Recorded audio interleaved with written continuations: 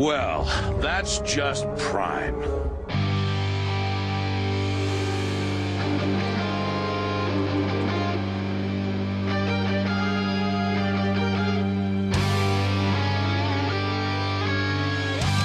Hello everyone, welcome to That's Just Prime, a Beast Wars podcast, and we're back for another episode. It's episode 19 of the podcast, and we will be reviewing episode 15 of the show, The Spark. This is a really good one. Ian and I were just talking before recording, and we both really enjoyed watching this one back, so should be a good chat. Speaking of which, how are you doing, mate? Yeah, I'm good, thank you. It is a good one, and a nice tonic after the previous episode of Double Dinobot, wasn't it? I mean, yeah. And I quickly want to say that because I think a couple of people in the comments, not that no one was, negative to what we were saying, other than us. I think we were quite negative. But people were saying they really like this episode. Look, we're not here to rain on your parade. More power to you. We found it a bit of a tough watch, particularly going back and dissecting it and pulling the strands apart. It was a little bit tough. So this was a very nice tonic for it. I think it's important to remember that we have to watch these from a reviewing, analytical, even if we're trying to be funny or not, it doesn't matter. But we're sort of picking the episode apart, positive or negative. So it's a little bit different to just sitting back on the couch and chucking an episode on. So when they're a bit average, they're really a bit of a labour to watch through. Yeah, when you've got to keep pausing to take notes and play again, like sometimes it takes you out of it a little bit. But I did enjoy listening to our podcast back, actually. Some funny moments there from yourself, actually. I thought that was pretty good. You say when there's no bad episodes, we're wrong. We do it. That is a formal apology. That's a filler. But look, this one's something better today, haven't we? This one is definitely better. So let's get into it. We open the shot with this. Obviously, hold on. Whoop, let's back up a little bit there. Banger intro. Should mention it. Haven't mentioned it for a little while. Raw guitar. You need to mention it every time. But following said intro, we have an opening shot in orbit of a stasis pod making its way around, and it's quickly hit by a couple of space rocks, bit of debris, sending it spiraling down into the atmosphere. Now, as the pod's hitting re-entry, the onboard computer declares it some damage to the seals and some internals, and it attempts to initiate an emergency sequence. It's a pretty good little sequence, repeating the word, but intro there. Nice visuals on the planet, cool sort of re-entry animation and stuff. I must say, I'm going to mention it a few times in my notes here, the visuals in this episode are quite good. Very sharp. Especially in the particularly 4K. when you see like the details around the stasis pod, there's heightened details, and you'll see it later on. You even see some of the cracking and the wear and tear, which is quite noticeable. It's a simple thing, but I really like how it's an asteroid that causes a stasis pod to land. Otherwise, it's a bit like, how do we get this pod from A to B? Could it just fall through gravity? It's been orbiting for however long, but it's something that's happened a bit sudden. But it's a small thing, but it's a good detail, and of course leads it to be damaged. So it's kind of a nice coming together of a story, but started off by something quite innocuous. Yeah, it's definitely a good way to do it, because let's face it, there are asteroids or rocks hitting our atmosphere constantly, but they're burnt up before they ever get through. But hitting something just outside of the atmosphere that's in orbit makes sense. Things hit satellites and stuff all the time. So yeah, I think that's a fantastic way to get the pod down. And a bit of drama with the damage. Oh yeah, sure. And you've got to think that this is an entire Axelon crew, which is not a small ship, as we've seen the size of their suddenly emerged engine room that they got a few episode back. It's a large ship. It'll be a large stadium crew. In the back of the Axelon somehow. Let's just have a wide grand hall. But they got an entire fleet of people up there, and every chance it could be hit. Absolutely. So we flick over to the dark side, and we see Tarantulas at a terminal on one of the hover platforms, and an alarm goes off, and he says, what's the alarm about? And their computer identifies a maximal stasis pod inbound. Now Megatron pops up behind him and says, hello, what's all this then? Oh, good Lord. No, wait, no. I'm not, no. Wind your neck in, would you? Bloody Aussie. Look, let's go in on that. Megatron first things first. No. First things first, Megatron is not even a Cockney, and secondly, neither are you. No, I'm a Scouse, if anything, but... you can't rely on that. And that's not what a Scouse sounds like, not even close. I know, but I can't do a Scouse accent. I was going to say, let's see Megatron as a Scouse. Next time. We will move swiftly on. Yeah, Megatron, terrorised. No, Christ, that sounds more Aussie than anything. You sound more Aussie than I did. Would you believe I've never actually done a Scouse Someone accent get for Craig Megatron? Charles for us. Will. Oh, do you know, he's Brummy. Isn't he Brummy? Yeah, but he gets that Scouse sort of accent. Anyway, moving on. Let's do Megatron our podcast, appears shall we? behind, and the computer says the entry path is erratic and it's hard to pinpoint where it will land. So Meg asks for a ballpark area, and the computer says Grid Scavos, or Scavus, which Megatron says is in their territory, assuming it's reasonably close to the Predacon base. So I'm going to pick up on this, and actually it's a bit of foreboding for a later one. So what was the grid name that you called it? Scavos or Scavos? It reminds me of later Doctor Who. on. Well, later on in the episode, Cheetor says it's coming down in Grid Vega. Now, I'm trying to think back. It could have been the Power Surge episode. They did sectors by numbers, and I think it's like, where's this floating mountain? It was in sector 312. So now we've gone to sector names. Look, I'm sure it was just a very easy thing to gloss over and throw in some jargon, something that sounds like a denotion, but we've gone away from numbered sectors to name sectors, but it says it's in Decepticon, done it again, Predacon territory. And what is interesting at this opening section is this is the only time you see Tarantus in the entire episode, which is a bit of a shame. Yeah, look, we do get a little exchange here where Megatron buggers off and Tarantulas mumbles tin tyrant, and Megatron mumbles treacherous arachnid. Yeah, so they clearly don't like each other too much.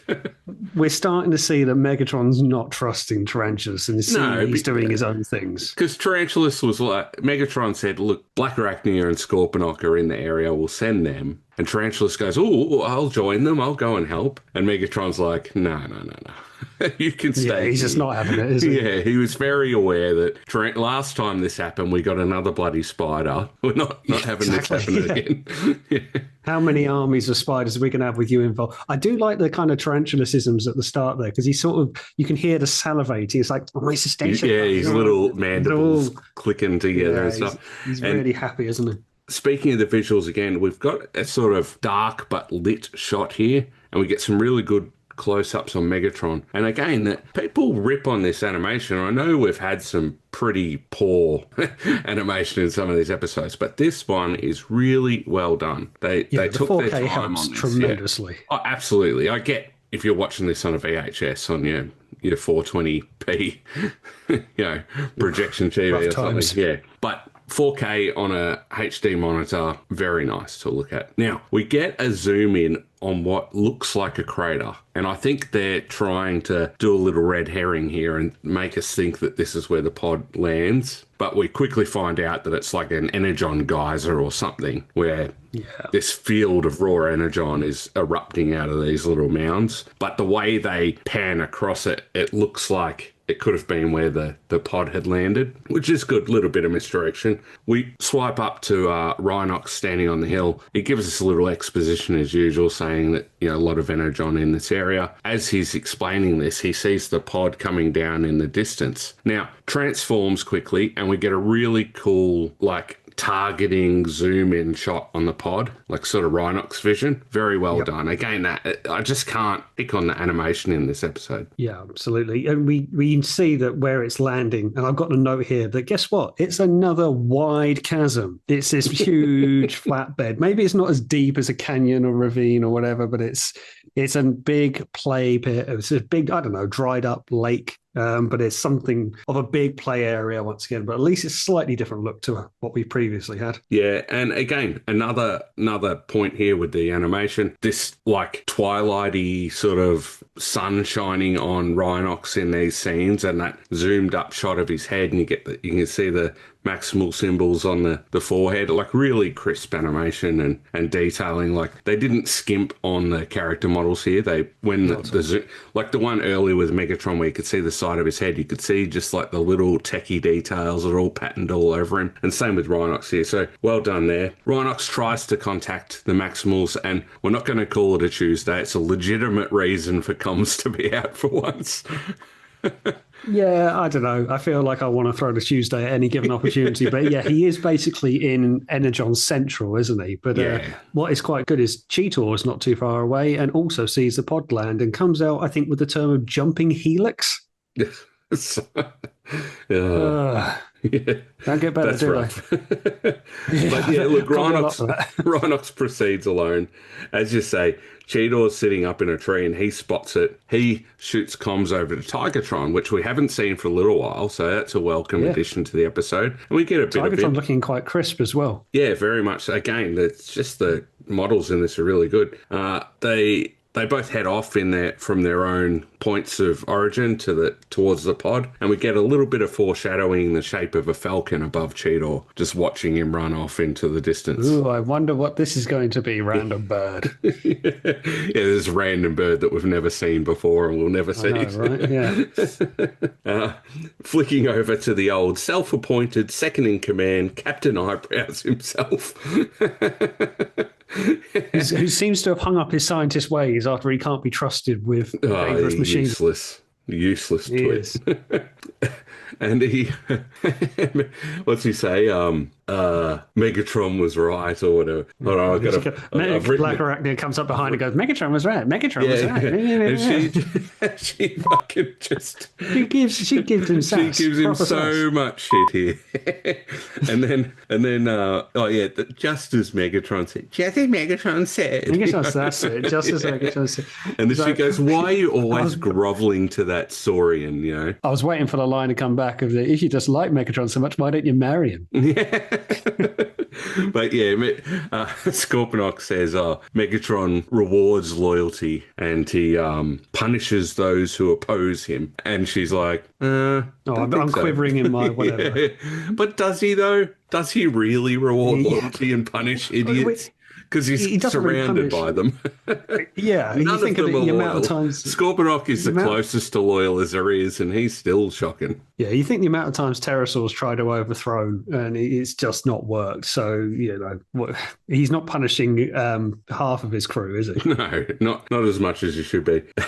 So following this, we see the pod crash down and Rhinox is still just legging it towards this, and he displays some really crazy athletic ability out of nowhere, leaping off a cliff face and superhero landing just about in front of the camera. I've got a note here at this point. This is quite a fast-paced opening. We're probably just coming up to 10 minutes into the episodes.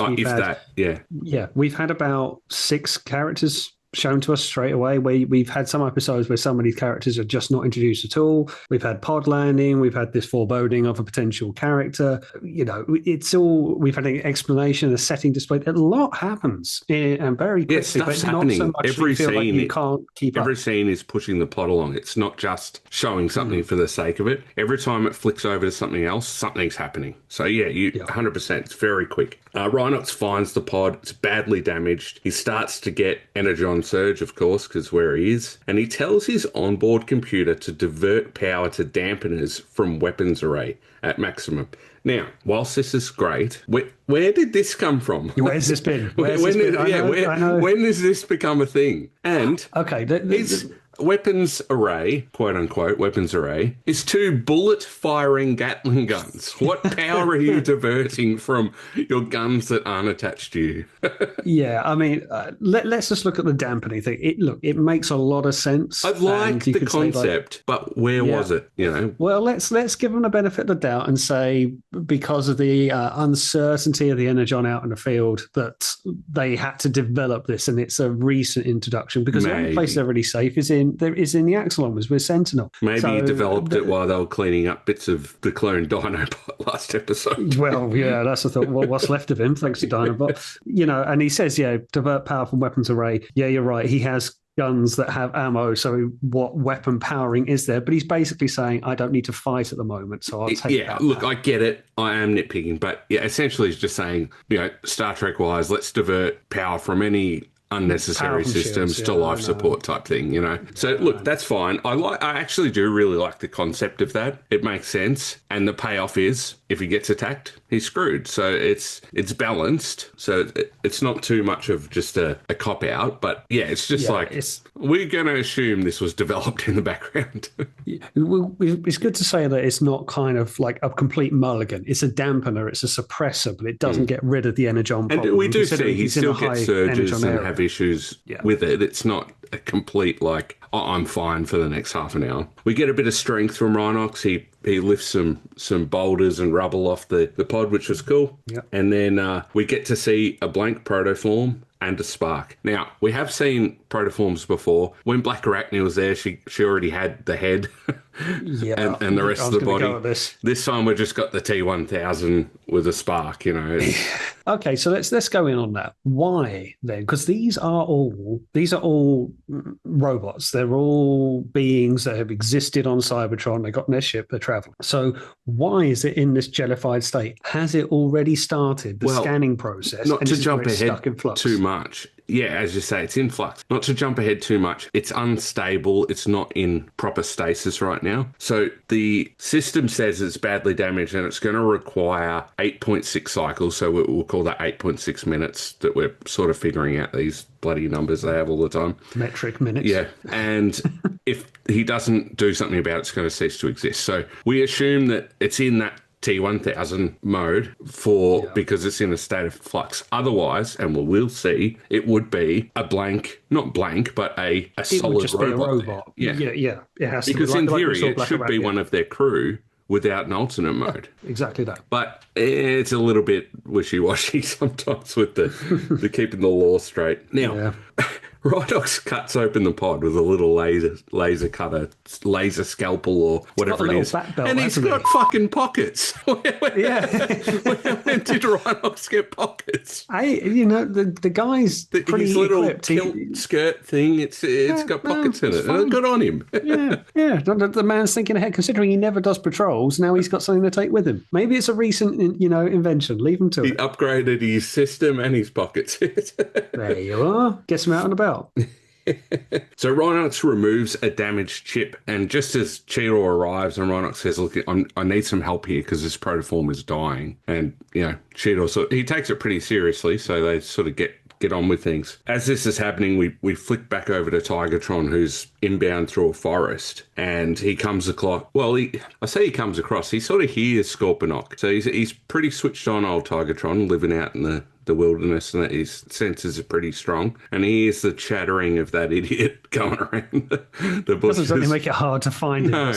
And in today's myriad of shit that we didn't know the boys could do, Tigatron freezes Scorponok with his gut gun before he can transform. Now, I can't remember if we've seen this before. I think we've seen other versions of people getting stopped in their tracks, but he literally just shoots a blast and freezes him, he turns blue. Yeah. And the thing is, Scorponok again just kind of makes it a bit easy for him because he just says Scorponok terror and doesn't even finish his sentence. And then he gets frozen in his tracks, literally. But he gets. Looks like Tigatron can deal with Scorponok pretty easily, but he is then blindsided himself. Yeah, he gets Black Arachnia, pops up behind, shoots him with a little harpoony like shot that has cyber venom in it, which completely stuns Tigatron. He's left laying there, and she continues onto the pod too. We got this race happening, it's cannonball run. Everyone's someone moves up, they get stopped. Someone else moves up. So, like we said at the start, it's good. It's fast-paced. Things are happening the whole time. Now, I'm just thinking two things. That is pretty much the last we see of Tigatron in a big capacity in this episode. So he's out for the kill. Yeah. Fine. Is this the last we see of Scorponok? I think so. Yeah, I think he's just frozen for the rest of the ep. Yeah, I think he's gone as well. So just we're out in the sun, I guess. Yeah, exactly. Just leave him there, idiot. So we, as I say, Tigatron's down. Black Arachnia seemingly continues on her way. And we return back to Rhinox and Cheetor, and they're continuing their work at the pod. Now, Rhinox needs something from Cheetor to be able to help get this protoform going, assuming a replacement chip. And Cheetor goes into repair mode. He goes, I could use a nap anyway, so whatever, maybe he's been running around in between laying on trees. I'm sure he needs a nap a lot. It's lounging around on trees. But anyway, he goes into this sleep state. He's pretty much just tripping balls in here. Everything's distorted and I've got to know that it's like time. Inception for him. Yeah. But Rhinox pops up in his dream, and he pretty much lays down some lore on sparks and explains what that. It's actually good. I think it's a funny way to do it. No, it's a funny way to do it, like the way it's animated and all that. But it does. It gives us some lore. It explains what they are, and that I think he says all Cybertrons? Like they drop in the Japanese term for Autobots there, but they essentially explain that what sparks are, and they say when a spark is born, the universe rejoices, and then when one is extinguished, they're pretty sad. So it's a good little thing, but essentially we get this trippy animation, and then all of a sudden Cheetor wakes up and Rhinox has done his thing. Yeah, quickly just going on the spark point. This is the first time in all the Transformers, I think, that we've had a mention of it, in certain anyway, in Western media, that it's shown, because in Generation 1, it wasn't. They were just all beings, and apart from the Matrix, there was nothing necessarily within them. So obviously we've had mentions of sparks and things before within Beast Wars, but this is the first time we've really seen and been explained what it is. Yeah, the proper introduction of it, absolutely. But okay, let's have a look at Cheetor in this state. So Rhinox has gone for this chip that he needs to work on the pod. He's taken this out of Cheetor. It's just a weird thing there for Cheetor to talk in a dream if he's having something taken from him. It's not like Rhinox is plugged into him. It was just a way for exposition, I'm sure. As you say, this is the first proper breakdown of sparks, and this is very, very important towards Transformers as a whole. Huge. So from here on forward, sparks now exist in Transformers, and even a lot of G1 continuity from this point forward was a retcon to have sparks also. So this is a big, big deal, this episode, in terms of what it means to the overall franchise. I mean, in this series, it won't be too much of a spoiler, but when we see a character pass, we see their spark leave their body. Whereas in Generation 1, the most you would see is Optimus Prime turning to black or grey and dying on a table. And that was it. And it was, now we got this kind of, I suppose, a more spiritual side to it. And but it's introduced into a good way. And my God, does it still ripple through to today? Yeah, it's such a strong concept. I mean, whoever had the smarts to come up with that, hats off to you, because you pretty much changed how they work with the continuity right through. But yeah, look, it's great. It's a good little scene, easy to understand. Like a kid can understand that this is like a Transformer's soul, essentially. And you missed the line, Chris. How could you? Even in Cheetor's dream of Rhinox, the first introduction is "What's new, Pussycat?" Yeah. How Maximal's knowing well, just like he. What was the line about? Was it KFC or something? That Hot Wings. Yeah, I know. Yeah. How did you know? Ooh, just like that. Yeah, all right. Rhinox inserts said chip from Cheetor and does some soldering, I guess. So he's just kind of jabbing stuff around in the computer panel. Just also want to go back, as he was doing the explanation of the spark. I've said when the spark is born, the universe is happy and joyous. I've got here to note that Rhinox is David Attenborough. Hey, I'd listen to some of that. Yeah. Well, you did with the introduction of the spark. So back to us talking about the protoform in flux. He reactivates stasis lock, and the protoform solidifies from that T1000 looking sort of flux into a standard solid, quote unquote, for lack of better terms, blank. We do see a surge hit Rhinox again, so they are keeping up with things during the episode. They're not just taking, I can't get, I don't have to transform anymore. So they do show that. But it's good to see that form solidified now, but there's no real characteristics there to say that it's Air Razor or anything. It's just kind of a generic robot body there. I think it would have been, for the sake of keeping it uniform, like we saw Black Arachnia in more or less her state before she became a spider. And okay, you could say she Air Razor, as we're going to come on to and allude to. That, they've seen the yet to be created episode thumbnail. Yeah, exactly. This recording. Yeah, exactly. Spoilers of the 30-year-old show.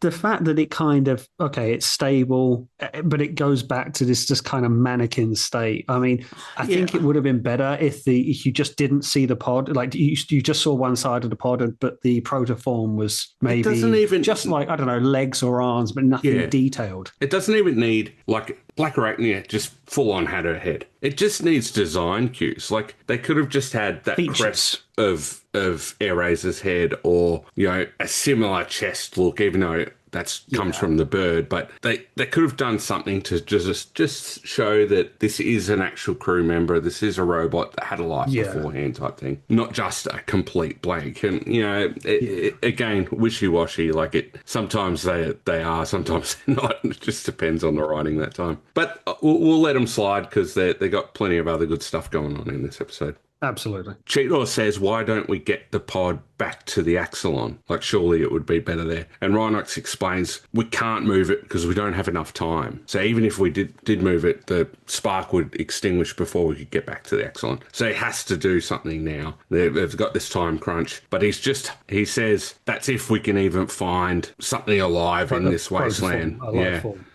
Something for it to scan. So they're pretty stressed at this point. But that works quite well because they know that time is of the essence. We get an introduction into stasis lock. We've had stasis lock a bit, but maybe not explained. And I feel this kind of builds stepping stones of stasis lock throughout the series of Beast Ward and becomes much more of a feature, certainly for season 1. And it's saying that if their pod was fully intact and repairable, the protoform would be okay, but the pod is damaged. Therefore, it needs to be scanning of a Earth-based creature to shield itself from the energon buildup, and there's nothing because it's a wasteland. So nicely tied in and kept throughout. Yeah, they get an alert. I assume their sensors are working today because on other episodes they can't even tell when someone's flying above them. See last episode, Double Dinobot.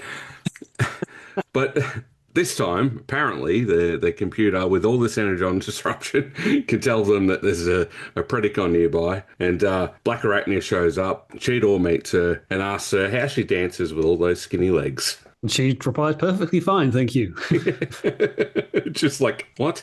Random question. It annoys her a bit, so she... But Cheetor kind of shows her up a little bit, does a few errand shots, but ends up squashing her under a rock. Yeah, she fires a web at him, and he misses it because he's too quick. And then he just fires a few shots and drops a bunch of boulders on her. Now, you would think boulders would slow a spider, even a giant spider, down, but they don't hold her down. Pisses her off, doesn't it? Yeah. Yeah, I think before you were fine as you were, and now she's pissed. Yeah, pretty much. So while this is happening, Rhinox continues. He's getting frustrated. He even gives the pod a bit of a whack because he just can't get this happening. Yeah, that's right. But it doesn't do anything for him this time. Black Arachnia and Cheetor continue to sort of stalk each other. And Cheetor thinks he's got her. He pops her around from the corner. She's gone. And she pops up behind him. When he stupidly blind fires, he comes out of his corner. And you can see his eyes are shut. He doesn't clear the corner. He just jumps out. Shooting erratically. And I'm like, all right, mate. You were doing well up to this point. Yeah, and she just kind of appears and beats the piss out of him. Like, he just kind of stands there and she's kicking him. And I've got cue Mortal Kombat fight scene. But it's like she's going to town and he's just like, ooh, like he's just sort of. And he says afterwards, he says that spider can hit, and she does kind of do a few roundhouses on him. Yeah, roadhouse. She tries to hit him with the venom too, like she did with Tigatron. But Cheetor catches it just in front of his head and sends it flying back, hits her in the forehead. She's down for the count. Yeah, it's a pretty good move by him, to be fair. Following this, we get the two idiots. The Pterosaur and Waspinator.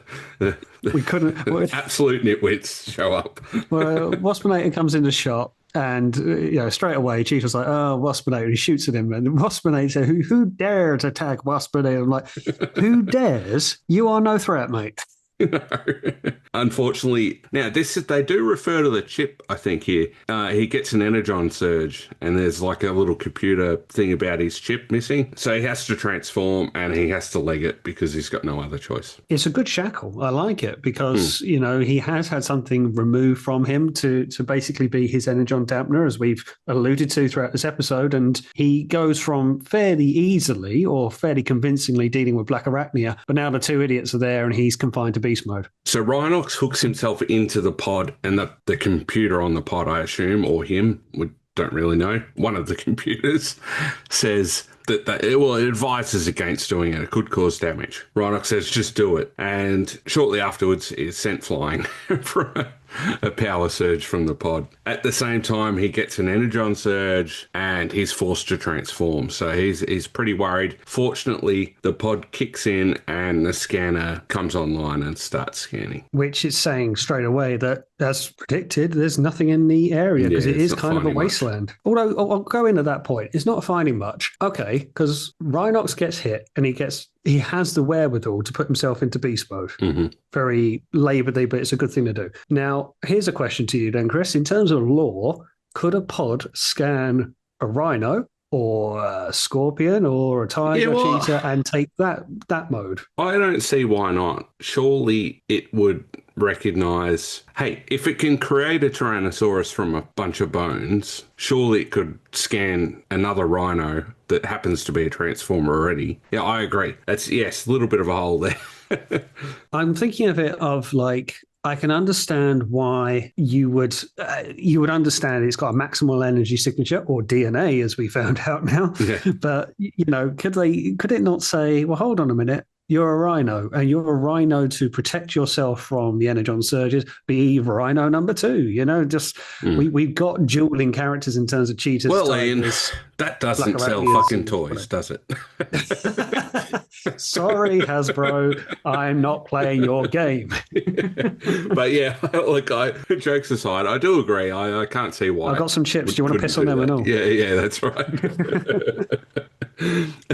So Waspinator and Pterosaur continue chasing Cheetor. Luckily, he's a fast boy, and he leads Waspinator over one of those energon geysers from before. And, of course, Waspinator cops it. I think good that we get to see Waspinator getting smashed, because it wouldn't be an episode without it. But I would have liked some kind of quip from Waspinator there, and he kind of didn't. He just falls down. But he doesn't come out with like, shrapnel, insecticon, and all of this. Waspinator once again. Yeah. It's not till we get him much later in the series. It does get better, yeah. It's funny when it's just like, oh, sure, drag himself to see our tank. Oh, that's so good. The arm out of the cube. It's still funny. Pterosaur gets Cheetor with the distraction. Now, again, as you say, the pod can't find anything. Pterosaur arrives to find a helpless rhino on the ground. And just as this happens, we hear the scream from a falcon flying above. And the scanner captures it just in time, causing the protoform to activate. And we know it's a falcon, but a shape flies out of the pod at a rate of knots up into the sky. Pretty quick, isn't it? Yeah. And again, we get this. Now it's not so much an animal squeal; it's the voice actor doing an animal squeal. But we hear that screech as this thing flies out of the. Now, Pterosaur just sort of ignores that and continues to attack Rhinox, and all of a sudden a giant falcon picks Pterosaur up, flies him off. So the size of the falcon as well, this is bloody huge. I mean, I know some birds can be. Yeah, Pterosaur's large enough, but you see that kind of swooping behind. The falcon's very comfortably on his shoulders. So he's just up in the air and off he goes. And it's, nice little squabble. He quickly lands a shot just glancing the falcon, feathers flying. And then it just kind of dives out of his view. And he thinks, oh, geez, where's it gone? And we get this cool shot in front of the sun of this falcon just like zooming in. And I think she's a peregrine falcon, like the fastest creature on Earth or whatever it is. So like she moves and flies in, and we get air razor maximize screamed out, like nice shot, and she just flaps in the middle of this sun, the darkness. It's a cool very cool, isn't it? Transforms and just lights up Pterosaur like you wouldn't believe. So I think the Air Razor design is a very eye-catching one. It's got a kind of like an Air Cadets kind of way of looking at it, and nice kind of pointed shoulders, the V chest, and a feathering-looking accessories, and the wings fold away much nicely similar to Pterosaur. But I also like the kind of the roar that she does, or the squeal when she transforms. It's there's an elegance and grace to it, such befitting of the character. Like when they all kind of transform, they more or less make some kind of battle cry. But hers is very kind of elegant, as was that introduction. It's like aggressive and elegant. It's very feminine, but it's got power behind it. And exactly. We get to see her weapons array, I'll use that word from before. Really, so she's got missiles that she fires out, and she's also got like kind of machine guns that she fires from the wrists, which she uses to absolutely dismantle Pterosaur, leaving him in bits all over the field. Yeah, Pterosaur does kind of get fair copy in this one, and his head's down in some place. And as was said before, she gets new character buffs, so she's got that power up, new character power up. It's that first 30 seconds of immortality, isn't it? Yeah, that's right. Nothing hurts you, nothing. I did think of you actually. Respawn God mode. She just that's it. Now we would be remiss not to mention that in the Japanese version of this, a Japanese dub, that this was a male character, a male voice actor. True. Introduced at least in the initial phases, which if I'm right, and I will be corrected, I'm sure, if I'm wrong, but I think it was changed as the seasons went on, and you had the introductory episodes with Tigatron when a certain relationship blossoms. Yeah, correct. So, it made it a very different take from that Japanese release than the Western release, because obviously there was a relationship between Tigatron and Airazor. So it's funny that being such a conservative society, they don't want a girl character in the show, or in theory, but then they end up with that relationship, which I'm all for either way. But it's just a strange change to make to the show. Girls don't play with toys. That was the line for RC, not. Wasn't it? Yeah, I could show you plenty of women in our community that love Transformers. So someone got it wrong, didn't they? Just a bit. But look, it is what it is. They made that change, and it created something else that's interesting in the show. So it's not a big deal. Gave a dynamic to the story, didn't it? Absolutely. So we see Pterosaur all scattered to pieces, fairly comically, just kind of everywhere. He's left there. No one goes back for him. They do come up with a line later on. They'll be picking up parts for weeks, but literally with Rhinox's goofy laugh. He gets a real kick out of it. Yeah, exactly. Like dismantleization and just dismemberment. But no one's gone to get him. Mind you, there's not many people around. Like Black Arachnia's paralyzed. Scorponok's somewhat paralyzed somewhere else. Yeah, Pterosaur's defrosting in the sun. Yeah, but kind of gone. No one's gone to get Pterosaur at this point. Maybe Waspinator will come back and pick him up just because he can sympathise. Exactly. Yeah. Rough day, been there. Yeah, look, Airazor lands to Rhinox. She says, he goes, he sort of looks at her funny when she says, "You're Rhinox." And she goes, "I don't know why I know this, but I do know that I owe you my life." And he goes, "Well, call it square," with the save. Yeah. But I like the kind of consistency that when the Transformers come out of the pods, they're very much in a haze and not sure as to their surroundings. It's the same with Tigatron. Fair enough. And we kind of see, they don't, even though it would be easy to say, well, hold on, you were always a Maximal. You'll recognize your crewmates, but they've been in stasis. There's going to be some kind of brain fog of some description. So the fact that she has some idea as to who Rhinox is and that he's a Maximal and that resonates, she's still not entirely sure. And she just takes a while to find her feet. Now, Rhinox clearly, they're back at the base now in the command room. Rhinox clearly got the Transformer equivalent of dopamine or endorphins or whatever, because he's a happy boy at this stage. He's very perky, isn't he? He ribs Primal and goes, "He didn't make it in time this time." You were late, weren't you? He goes, "It doesn't matter anyway. Airazor made short work of these guys. They'll be picking up Pterosaur for months." Yeah, exactly. But he's chuckle. He's he just this goofy chuckle he does.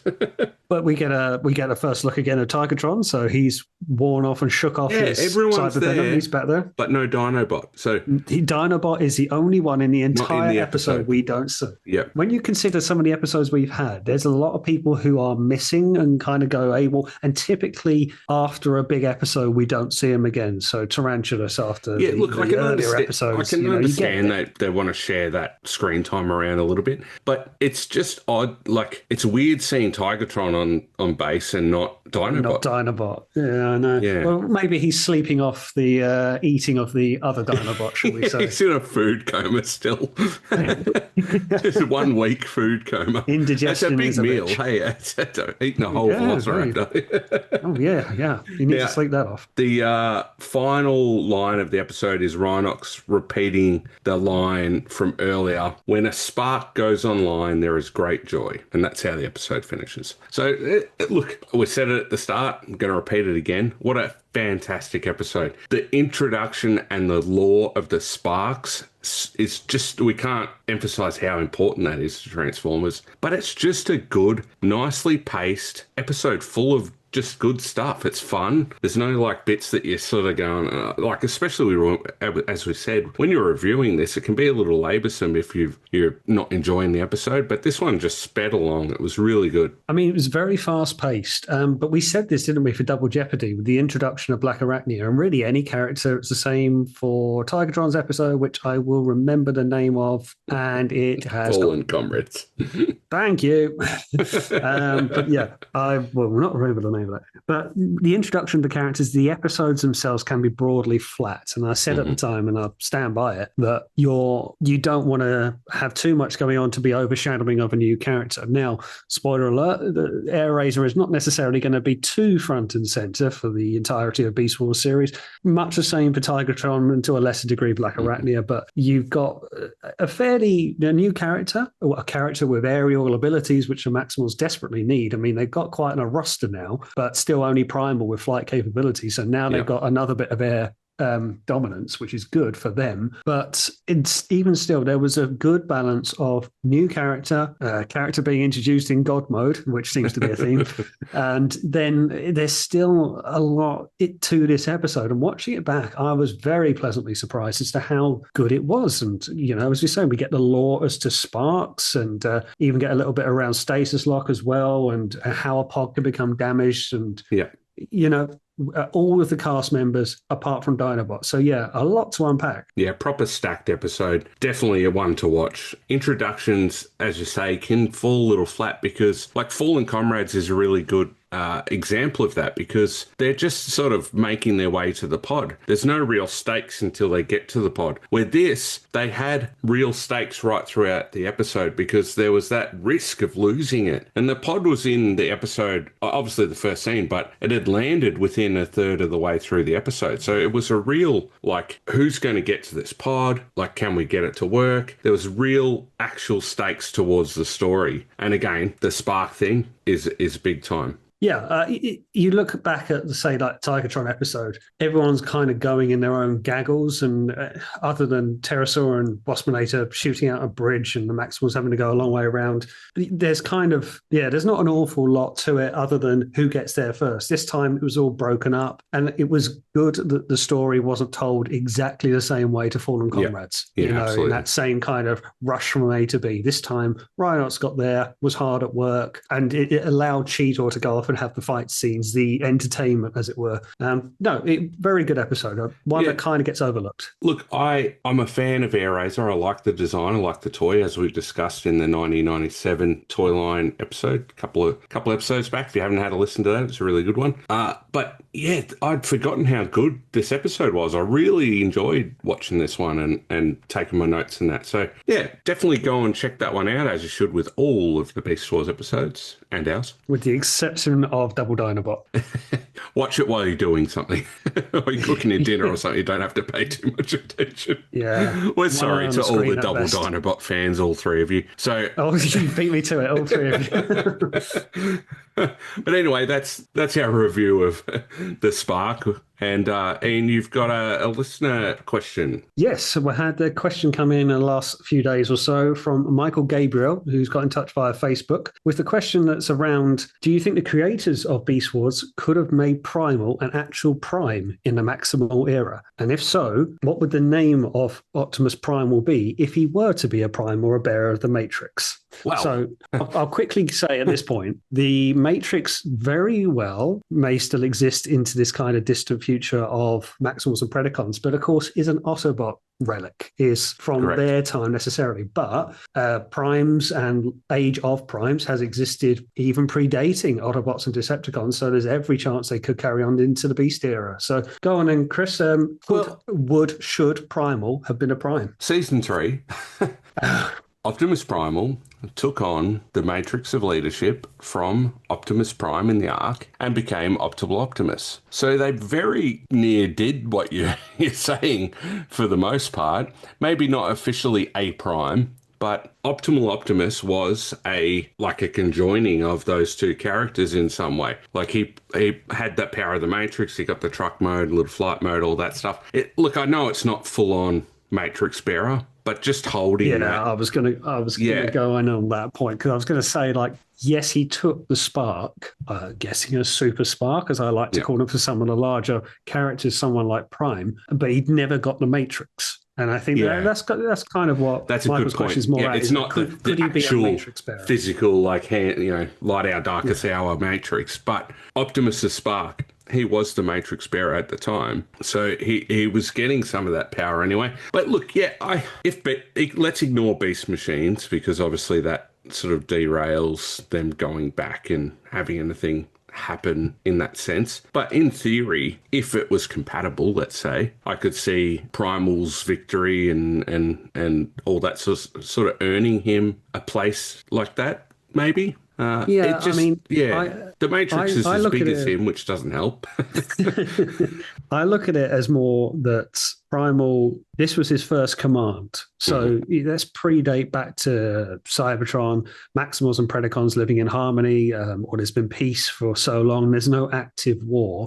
And this science exploration to where the Axelon is out and about, this is Primal's first gig. So he's new to being a commander. I couldn't see him being a Matrix bearer in his time on Cybertron previously. However, not previously, no. Yeah, but as Beast Wars and Beast Machines go on, very much towards the end of Beast Machines, and we'll get there in due course, you see the ascension of Primal into that kind of state to be worthy to carry the Matrix. It's one thing to physically house it, but we've seen that from the 1986 film, is just because you hold it, Ultra Magnus, that you can't wield it necessarily, and you have to be chosen. And I think it's the full journey of the Beast era of Primal to get that kind of status to be a Prime or to be accepted of heroic and noble acts. Yeah, for sure. Look, I can see, to your point, First Command, I can compare Optimus Primal in Beast Wars to Transformers animated Optimus Prime. Younger, less experienced, early command, not really in war, all that sort of stuff. And you wouldn't see animated Prime getting the Matrix 5 minutes into the show. Yeah, you've got to go through the growing pains, haven't you, and be worthy.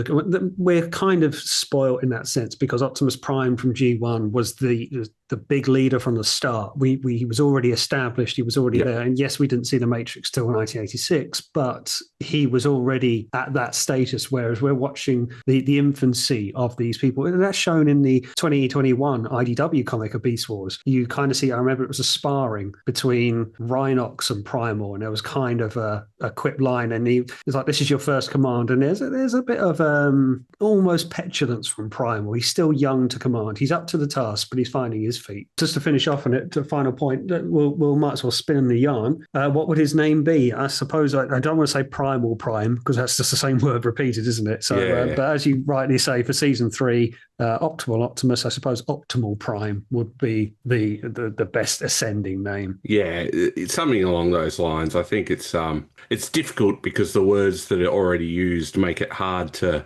change to things that would. Yeah, and Primal Prime is similar to Primer Prime, and like you start it gets a little tricky there. But look, Optimal Optimus, Optimal Prime, something like that. It would be fine. But thank you for the question, Michael. I hope we gave it some kind of answer for you. All right, thanks everyone for listening once again. We really appreciate you all, and it's growing and we're getting there. So that was episode 19 of That's Just Prime and Beast Wars podcast, and episode 15, The Spark, which is AirRazor's introduction. And you can catch us on all the podcast derivatives, and mainly Spotify and Apple Podcasts are where we're getting most listens. But we're on Amazon, we're on Podbean, we're on lots of those.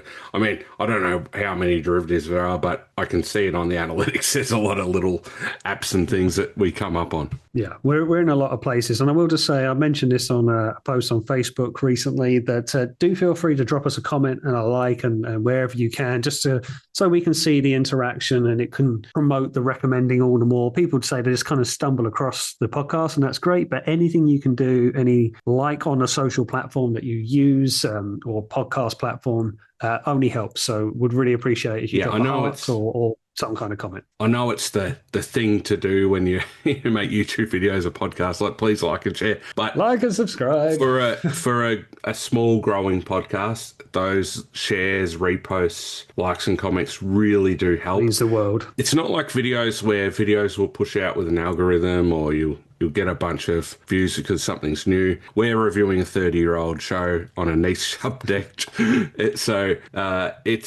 It really does help if our audience, can help push us out a little bit and get us to more ears. So we do appreciate any of that interaction we get on various social medias. And of course on our YouTube channel, where we do, essentially it's just the podcast again with the episode image and a waveform. Sometimes we throw some extra little bits and pieces in there. But jumping in that chat when it premieres and having a chat with us is great. We'd like to see more people come and do that. Look, we understand it's hard with times and all that. If not, watch it on video on demand. Leave us a comment down below. Let us know that you enjoyed the episode. We'd appreciate it greatly. Personally, you can find me on YouTube, Carnage Creations. You can find me on Twitter and Blue Sky and Instagram as Chris Carnage. You can just find us on our link tree, really. But Ian, you can find you where? You can find me with ArrowFyre, primarily on YouTube, Fire with a Y.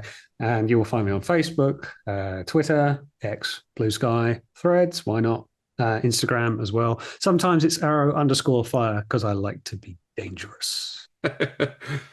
Middle name. Yeah, look, I'm on Threads too. I don't use it. I sometimes repost Ian's things. That's about as far as you mean sometimes? on Threads. Part-time friend? That's part-time friend. Yeah. Threads, it is what it is. It exists. It's there.